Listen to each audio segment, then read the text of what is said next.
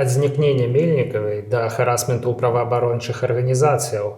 Сёння абмяркоўваем кейсы на мяжы і тое, як іх асвятлялі беларускія незалежныя медыі, ці былі сенсацыі важнейшыя за этыку.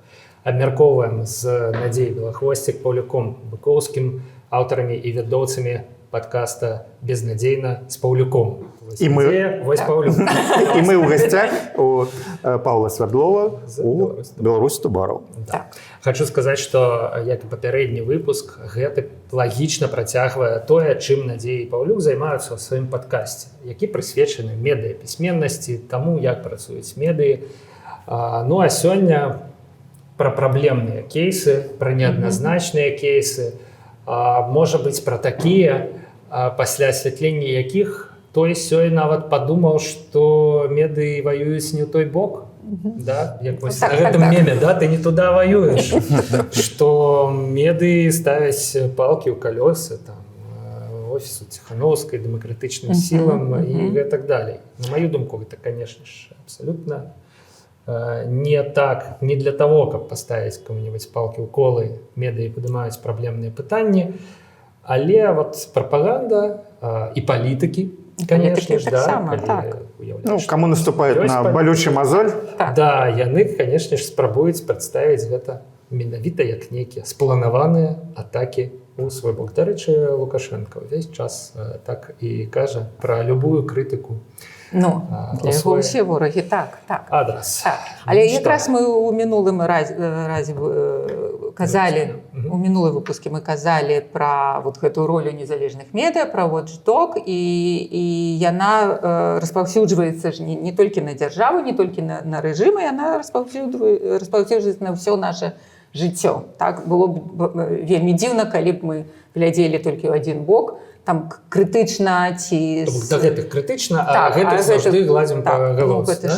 Але тады ўзнікае пытанне, калі медыа, журналісты гэта вартавы сабака, то чый гэта сабака? Вось тут... На чыім ланцугу. На чыім ланцугу і гэтак далей. Чыей кануры жыве, да? Так, і на каго ён працуе. І тут вот якраз ёсць пытаннечка, бо калі глядзець з пункту гледжання людзей з прапаганды дзяржаўнай, то ну вот яны апазіцыянеры і яны льюць ваду на віртуальны нейкі адзіны апазіцыйны, не ведаю, млын. А калі глядзець з пункту гледжання, ну, уласна кажучы, стандартаў журналістыкі і гэтак далей, то журналісты ўсё ж такі гэта вартавы сабака грамадства, іх аўдыторыі, іх чытачоў, гледачоў, слухачоў, для якіх яны, уласна кажучы, разбіраюцца, што ўласна адбылося, хто правы, хто вінаваты. Яны не суддзі, але яны даюць факты, каб глядач, слухач або чытач сам зрабіў свае высновы. Ну так, гэта мы кажам, гэта той самы грамадскі інтарэс. Так? Памятаеце, калісьці медыі называлі чацвёртай уладай. Ну так. Калі шчыра, я не чуў гэтага ўжо шмат гадоў. Каб хто-небудзь сказаў, медыі чацвёртая ўлада. І калі я прыйшоў ў прафесію, гэта казалі. Казалі все казалі, што медыа это чацвёртая ўлада. Цяпер вось кажуць вартавы сабак. Да? Ніхто не хоча дзеліцца ўладай. Я хацеў сказаць, што мне параўнанне з сабакам, конечно, так, крыху мулее вуха. Да? Калі мы, конечно, кажам пра тое, што гэта грамадскія інтарэсы і гэтак далей, калі мы расшыфроўваем гэты панятак, то ўсё робіцца больш-менш зразумела. Чацвёртай уладай было быць прыемней. Я вось думаю, чаму перасталі называць медыі чацвёртай уладай? Магчыма, таму што у выгнанні, у эміграцыі ні першай, ні другой, ні трэцяй, як бы, да? То бок ёсць там протапарламент, ёсць протаурад, да, там аб'яднаны пераходны кабінет, ёсць прэзідэнт-элект, але гэта ўсё, ну, не мае нейкіх вот наўпроставых такіх уплываў, да, такіх, як маюць рэальны там Саўмін, там рэальны прэзідэнт. Як сказаць пра Лукашэнку? Эфектыўны кіраўнік. Рэальны кіраўнік, да. Вось, і рэальны там парламент. Вось, таму, магчыма, і медыі перасталі называць чацвёртай уладай, але пры гэтым медыі ўсё ж такі захоўваюць уплыў, медыі захоўваюць аўдыторыю, медыі захоўваюць чытачоў і працягваюць служыць гэтаму грамадскаму інтарэсу. Вось тут служыць можна. мне здаецца. Але мы не цепныя псы. Так? Да. Мы сорваліся з ланцуга. Вось. Ну і вяртаемся до того... Але это важныя метафоры. Калі метафора чацвёртай улады, это все ж таки была метафора, это не была сапраўдная ўлада, бо была... Все равно мы уплывали на грамадскую улады. Так, але гэта да. было для грамадскай думкі, а грамадская думка можа быць тады, калі грамадства інфармавана і грамадства актыўна. Яно можа ўплываць на прыняцце важных дзяржаўных рашэнняў, выказваць камусьці пахвалу або байкот. Разныя падыходы могуць быць у грамадстве. Калі няма грамадскай думкі, то немагчыма быць уплывовым СМІ як такавым. Вот у нас вельмі складаная сітуацыя ў гэтым сэнсе. Я не кажу пра англамоўную эту метафору Watch Dog, а мы выконваем функцыю, адсочваючы памылкі з розных бакоў, розныя факты, розныя расследаванні праводзяцца журналістамі. Дарэчы, у выгнанні журналісцкіх расследаванняў паболела у колькасці, і яны не толькі крымінальныя, яны вельмі часта палітычныя, яны розныя. Эканамічныя, да, іх много, асартымент моцна пашырыўся. Тут ёсць важны момант. Калі гэта все пачало адбывацца, і я згодны з тым, што памянялася стаўленне з аднаго боку, а з другого боку, ці в адной мы камандзе гуляем з палітыкамі? Не в одной команде, але палітыкі даволі часта гатовыя казаць, што мы в одной камандзе з імі. Ці, калі не з імі, то вы в камандзе таго палітыка, супраць якога яны выступаюць. І гэта разбурае давер да СМІ. Бо мы хацелі бы быць все ж таки слугой грамадства непадзельнага, а менавіта ўсяго беларускага грамадства. Мы хацелі бы быць слугой сваёй аўдыторыі. А тут оказывается, што нам расказваюць, а у вас ёсць гаспадар. І вы служыце яму менавіта, а не служыце грамадству. І гэта падрывае магчымасць дасягнення кансенсуса наконт базавых фактаў. Бо раз вы ангажаваныя, вы па той бок барыкады, ці па гэты бок барыкады, не факт, што вы кажаце праўду. Всей правды мы не даведаемся. І вот тут пачынае працаваць прапаганда. І гэта звычайна пачынаецца, калі здараюцца нейкія праблемныя сітуацыі, калі здараюцца нейкія скандалы. Тады трэба запусціць туман. Калі ёсць чалавек, які зацікаўлены ў тым, каб медыі трымаліся падалей, каб дазаваць інфармацыю. Чалавек можа гэта быць палітыкам, можа быць бізнэсоўцам, у прынцыпе, кім заўгодна, хто мае нейкую ўладу і нейкі ўплыў.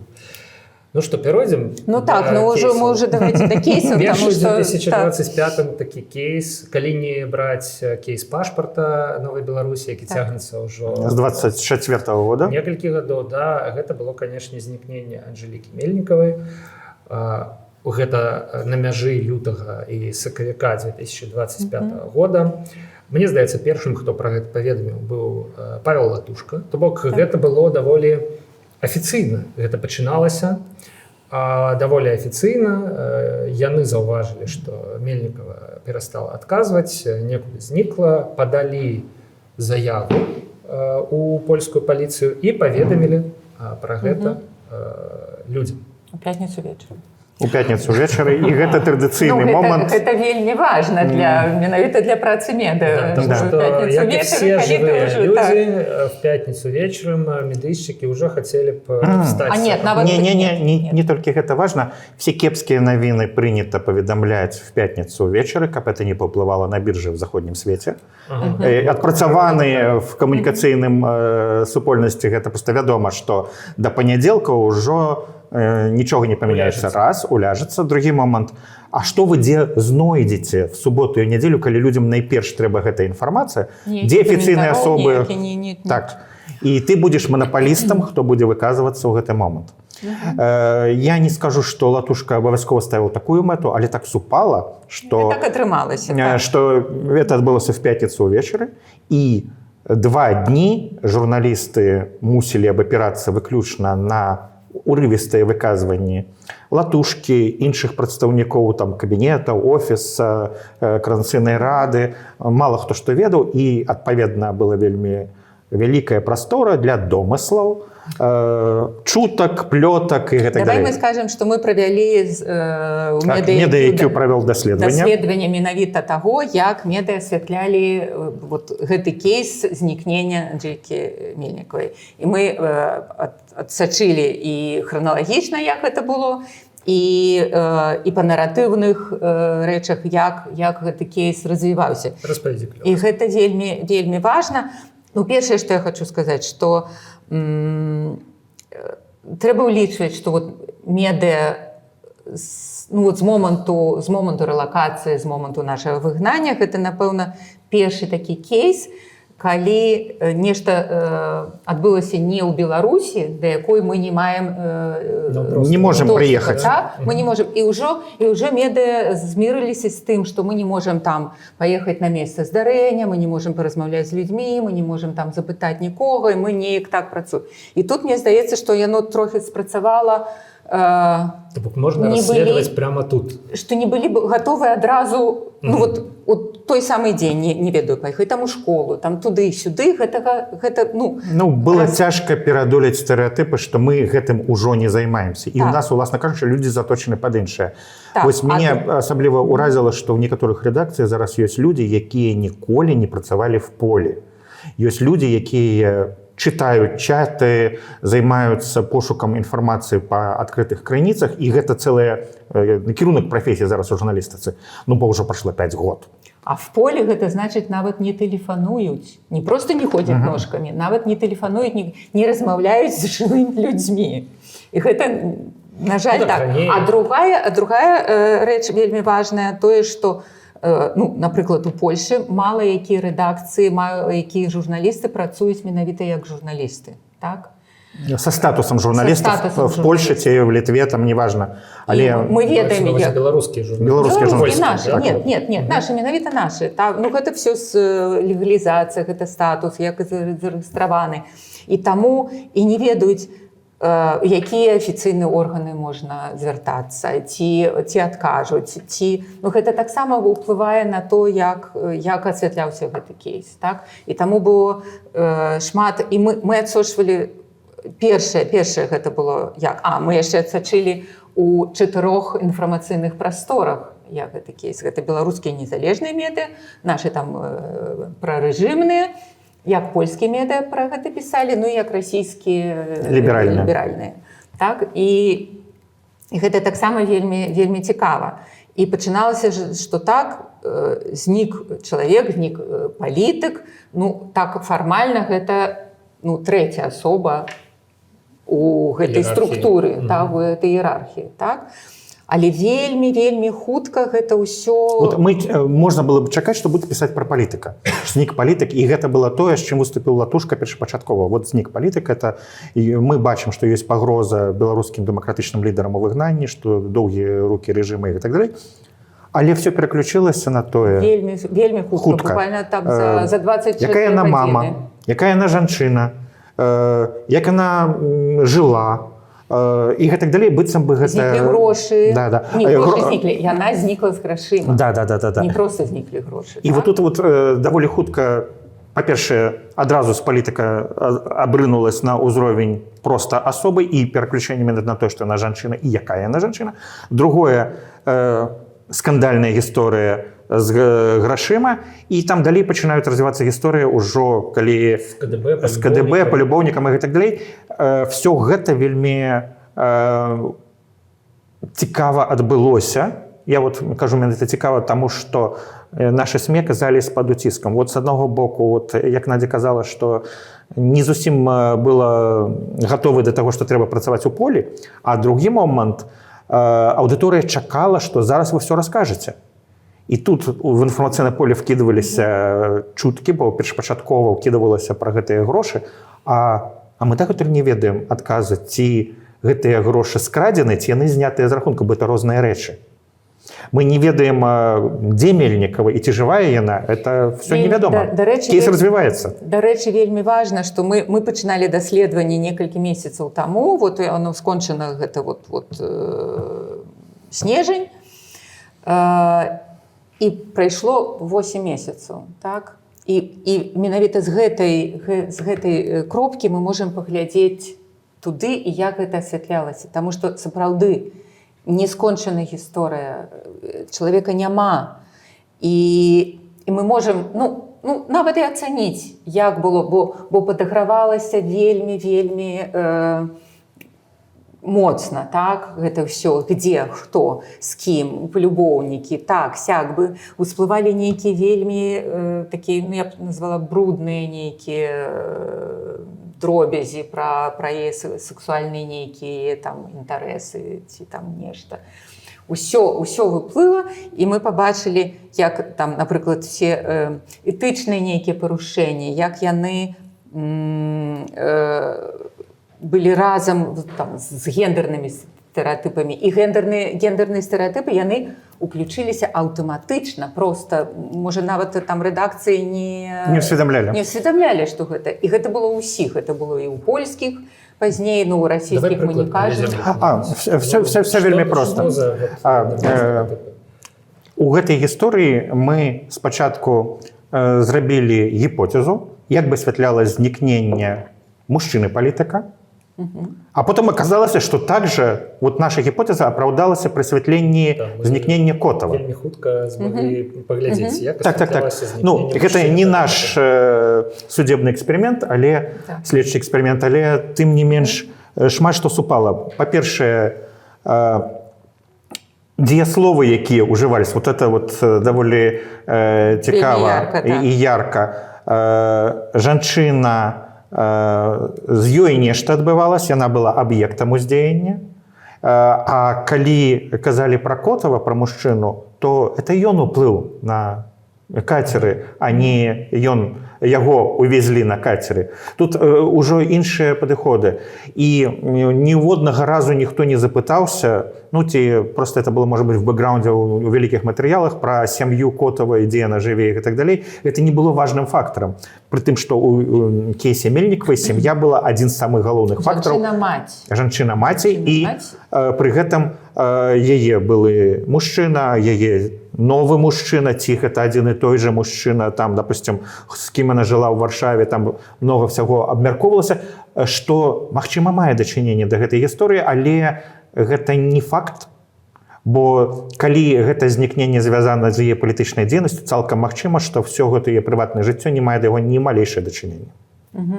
Потым яшчэ было, што абсалютна канкрэтна казалі, што Мельнікава чалавек латушкі. Так? Гэта таксама такая аб'ектная сітуацыя, так? Таму што калі бы гэта мужчына, ён бы быў калега, саратнік, паплечнік, так? То бок увогуле выдачвалася ў прынцыпе тое, што яна жанчына, яна не самастойная. Яна не самастойная. Яна не самастойная, яна... То, што яна блондынка. Это было. А это асабліва было в праўладных тэлеграм-каналах. І нашых гэта было. Так, але... І вокладкі, якія рабілі. Але в праўладных тэлеграм-каналах былі проста даведзеныя да абсурду выказванні, дзе было нават то, што называецца мізагіннай лексікай, то бок это былі выпады супраць жанчын у прынцыпе, што... Якая там мамзель? Хітрая мамзель. Так. Вось такі сабры выбар у вас паміж медыямі, якія піша хітрая мамзель пра знікненне Анжелікі Мельнікавай, і ўсё ж такі незалежнымі медыі, якія вытрымліваюць збольшага этычныя стандарты, нават некаторыя з іх падпісалі. Этычны кодекс. Увогуле дзяржаўныя медыі ўвесь час рабілі выгляд, што яны ведаюць Мельнікава, зразумела дзе, ці то у СІЗА, ці то ўжо праз тое, што яна супрацоўнічае, ўжо можа быць і дома, і не ў СІЗА, і гэтак далей. Як мы бачым праз 8 месяцаў, гэта все апынулася блефам. Это все апынулася дэматывуючай нас, беларусаў, якія прыхільнікі дэмакратычных пераменаў, дэматывуючай вось гэтай бравадай. Трэба неяк не дэматывавацца. Так. Расіяне, яны зрабілі такі шпіёнскі, канешне, раман. Для іх гэта цікавая тэма, гэта ж так цікава, і там гэта палюбоўнік, не палюбоўнік, яны там гэта следства сваё зрабілі, адсачылі, сапраўды гэта, ну, яны з дапамогай нашых расследавальнікаў адсачылі там і Эміраты, і Шрі-Ланку. Ну, і кінулі, не кінулі, але зараз мы там, дзе мы былі і на пачатку, я б казала. Ну, па-ранейшаму не маем адказу, дзе Мельнікава, што з Мельнікавай, але тут был выклік, што ёсць сапраўды важным, ці падыходзіць да гэтага кейса як да палітычнае знікнення, ці падыходзіць да гэтага кур'ёза, ці, як пісаў Ігор Тур, пацукі бягуць з карабля, і так далей, абагульняючы, ці гэта ёсць крымінальная гісторыя. Всё гэта разам не атрымала развіцця в расійскіх ліберальных СМІ. Там было чисто дэтэктыўчык. Дэтэктыўчык, прычым вот такі сумнеўны і такі трохі зневажлівы, бо там сапраўды гуляліся з іроніяй, ну такая вот беларуская пазіцыя, вот яна вот так устроена. Тут мы можем перакінуцца на свежы кейс з Светланай і Сергеем Ціхановскім. І апошняя заява Светланы на гэты конт у інтэрв'ю, наколькі я памятаю, Deutsche Welle, якраз пра тое, што давайте мы з гэтым разбярэмся самі. Гэта наше жыццё. Яна там за сябе, наколькі я памятаю, сказала, што яна ўсведамляе, як цяжка Сергею пасля 5 гадоў за кратамі апынуцца ў свеце. Да. Але, ну, вы ўсе гэта бачыце, да? Але гэта наша не капайцеся ў іх. Але з іншага боку ёсць грамадскі інтарэс. Ну, ёсць грамадскі інтарэс у тым, што ён кажа, як он сябе паводзіць, але звязваць у гэтым яе і яго... То бок, пачакайце. Все ж таки пра іншае. Тут мы бачым, што журналісты разбіраюцца, што ёсць грамадскі інтарэс, што не ёсць грамадскі інтарэс. Сапраўды, для публічных персонаў мяжа таго, што грамадству цікава, больш шырокая, чым для непублічных персонаў. І займаць пазіцыю, што мы самі разбіраемся, Светлана Ціхановская мае права, але журналісты таксама маюць права цікавіцца. Я, дарэчы, паважаю гэту яе пазіцыю. Так. Я сапраўды лічу тое, што паміж імі адбываецца іх асабістыя справы. Безумоўна, але... Толькі калі гэта прарываецца ў нейкія такія формы публічныя, як, напрыклад, там сцэна у Амерыцы, да, калі ён фактычна забараніў і пайсці на інтэрв'ю, і я лічу, што гэта было б важнае інтэрв'ю. То бок, калі ацэньваць... Але, Павел, тут трошки іншы момант. Вот я лічу, што это важна.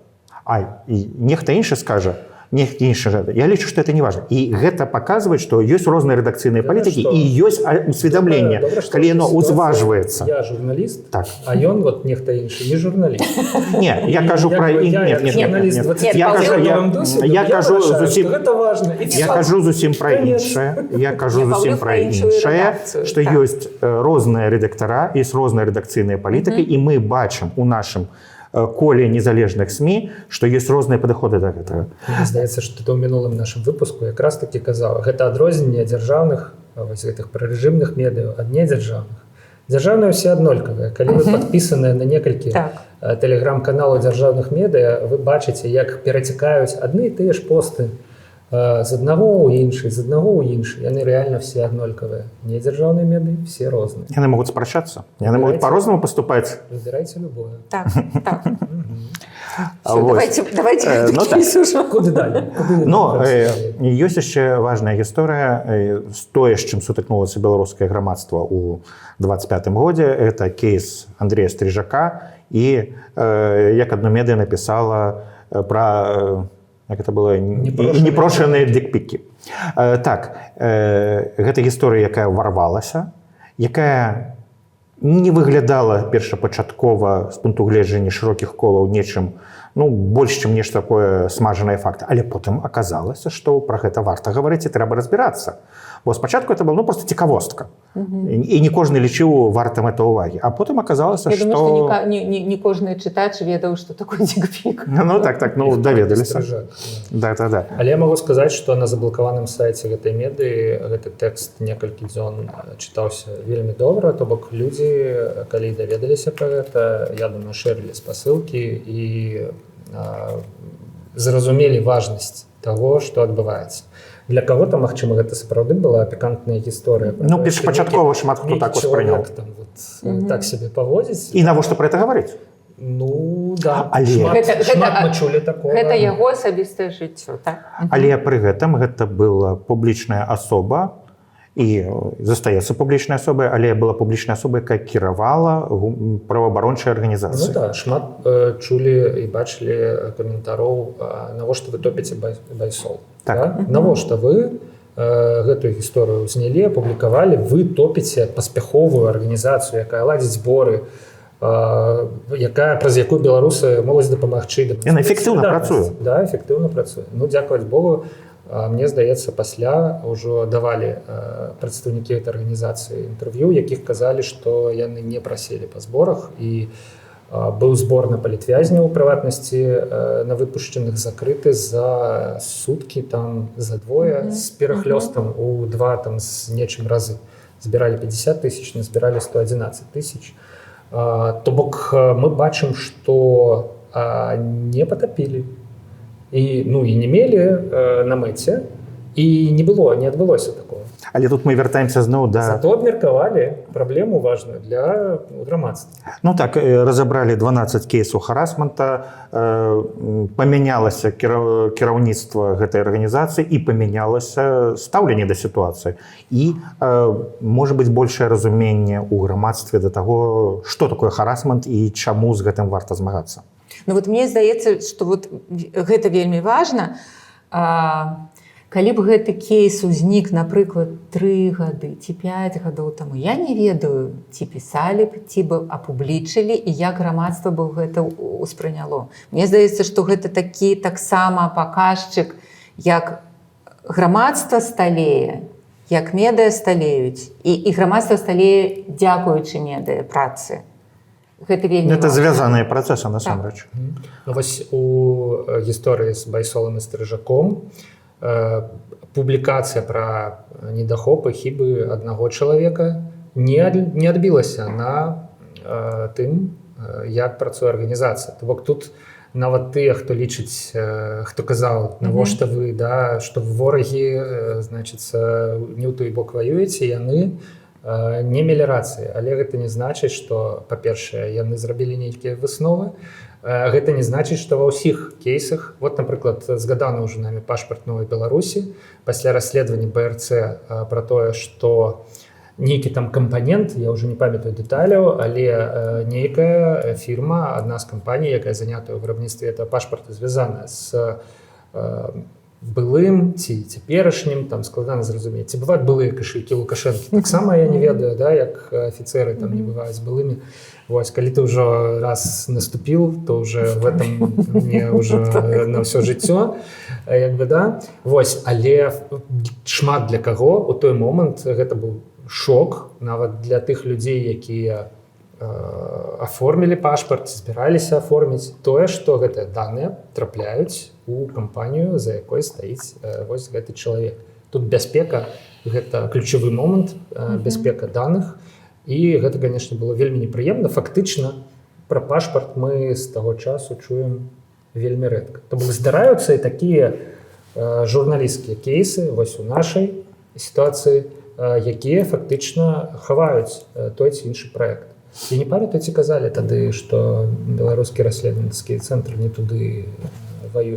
Казалі, але там ёсць яшчэ момант, што нават літоўская дзяржава памяняла выраб пашпартоў для сябе, бо яны былі завязаныя на тую ж самую кампанію. Ці была правіна арганізатараў праекта «Пашпарт Новай Беларусі» у тым, што яны скарысталіся паслугамі гэтай фірмы, калі нават літоўская дзяржава сама карысталася ёй, все праверкі там нейкім чынам прайшлі.